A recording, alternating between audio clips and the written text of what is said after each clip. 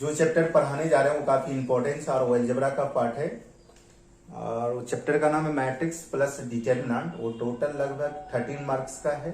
CBSE board में लगभग 10 marks में आता है, अदर बोर्ड में वो 13 मार्क्स की लगभग रहता है। तो हम लोग पहले पढ़ने जा रहे हैं डिटरमिनेंट। डिटरमिनेंट के लिए डिटरमिनेंट का एप्लीकेशन है मैट्रिक्स में। डिटरमिनेंट में पहले हम लोग जानेंगे रो के बारे में। Horizontal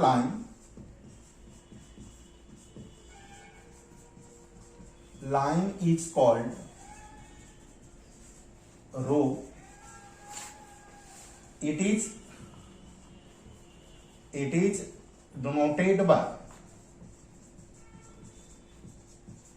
r। किससे डिनोटेट करते हैं? r से। Column vertical line is called column। it is denoted by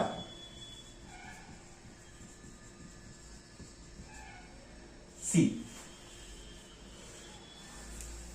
अब हम लोग जानेंगे डिटरमिनेंट का डिफिनेशन। डिटरमिनेंट का डिफिनेशन इजी है। Determinants number of row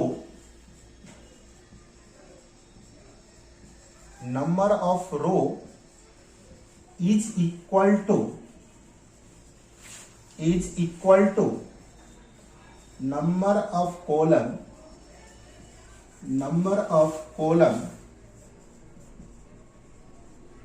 is called determinant।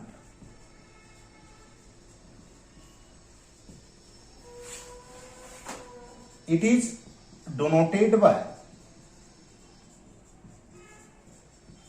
Del. किससे डिनोटेट किया जाता है? डेल से।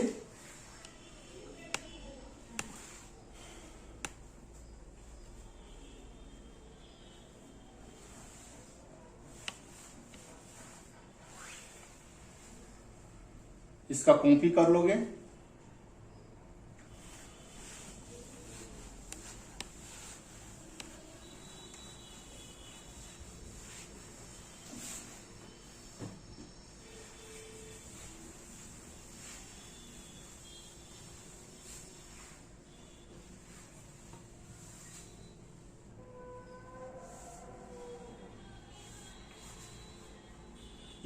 ये है साइन ऑफ डिटरमिनेंट।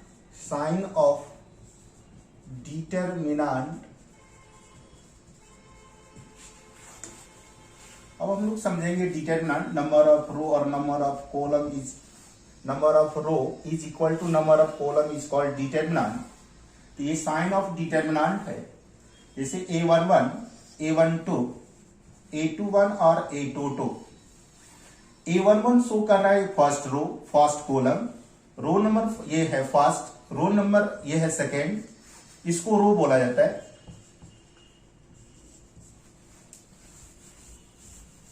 ये जो है ये कॉलम नंबर फर्स्ट है और ये कॉलम नंबर क्या है? ये सेकेंड है। ये कॉलम सेकेंड है, इसको बोलते हैं column. A11 it means first row, first column. A12 it means first row, row number first, column number second. A21 show कर रहा है सेकेंड रो। पहले रो लिखते हैं उसके बाद कॉलम लिखते हैं। ये सेकेंड रो है, ये फर्स्ट कॉलम है। A22 means second row, second column. Similar उसी तरह से हम लिख सकते हैं 3x3 का। जैसे A11, A12, A13, A21,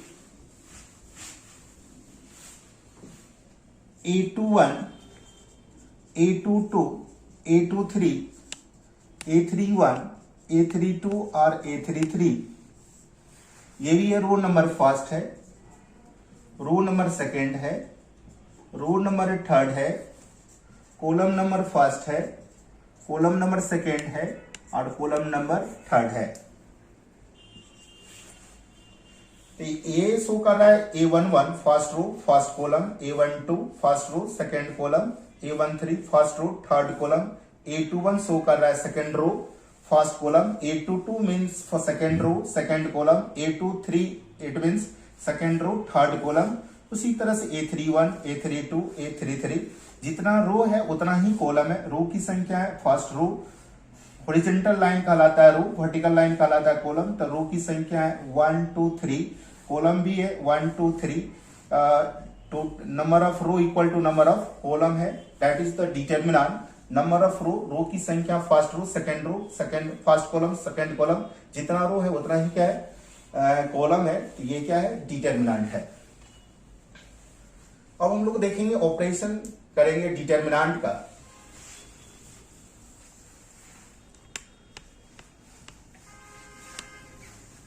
इसको लिख लोगे,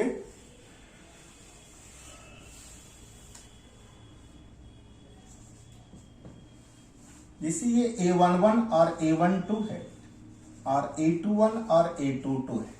अब इसको हम सॉल्व कैसे करेंगे?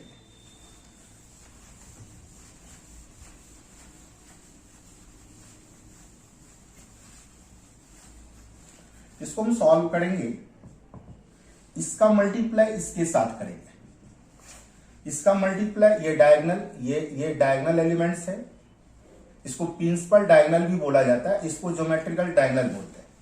तो ये प्रिंसिपल डायगोनल के साथ इसका प्रोडक्ट करेंगे, माने A11 डॉट A22 और इसके साथ माइनस लगाएंगे, माइनस के साथ लिखेंगे A21 into A12, that's all. ये सॉल्व हो जाएगा। हाँ, ये भी समझ में बात आनी चाहिए, इसके बीच में माइनस कैसे आएगा। तो इसका सॉल्यूशन भी है, प्रूव किया जा सकता है, ये नॉलेज के लिए मैं बता रहा हूं। लेट अस कंसीडर, आप कंसीडर कर लीजिए टू होमोजीनियस इक्वेशन। जैसे मान लो A11x प्लस A12y बराबर 0 है, इक्वेशन ये फर्स्ट है, और A21x प्लस A22y बराबर 0, ये इक्वेशन क्या है सेकेंड है। हम यहां से क्या करेंगे, y का मान निकाल के इसमें पुट करेंगे। तो A22y इक्वल टू लिखा जा सकता है माइनस A21x। इसको हम क्या किए, उधर ट्रांसफर किए, तो ये प्लस है तो उधर जाएगा तो क्या होगा माइनस होगा। तो y इक्वल टू हम लिख सकते हैं minus A21 upon A22 into x. अब इसका मान पुट करेंगे इक्वेशन फर्स्ट में।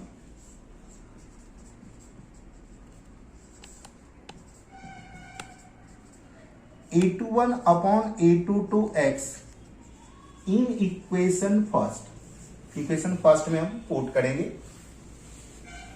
तो यह है A11x प्लस A12y, y का मान यहां से पुट करेंगे, तो minus A21 upon A22x equal to 0। इसको लिख लेंगे।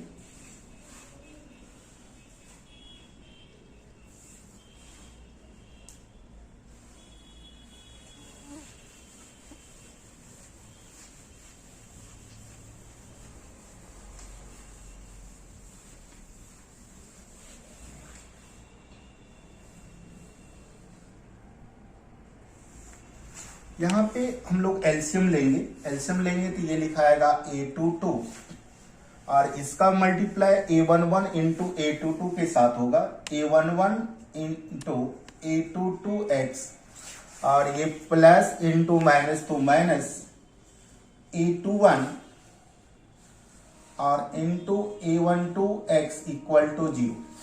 प्रोडक्ट में ऑर्डर मैंने नहीं रखता है, पहले किसी को लिखा जा सकता है। इसको क्रॉस करेंगे तो ये 0 हो जाएगा। अब देखिए A11 into A22 x minus A21 into A12x बराबर 0।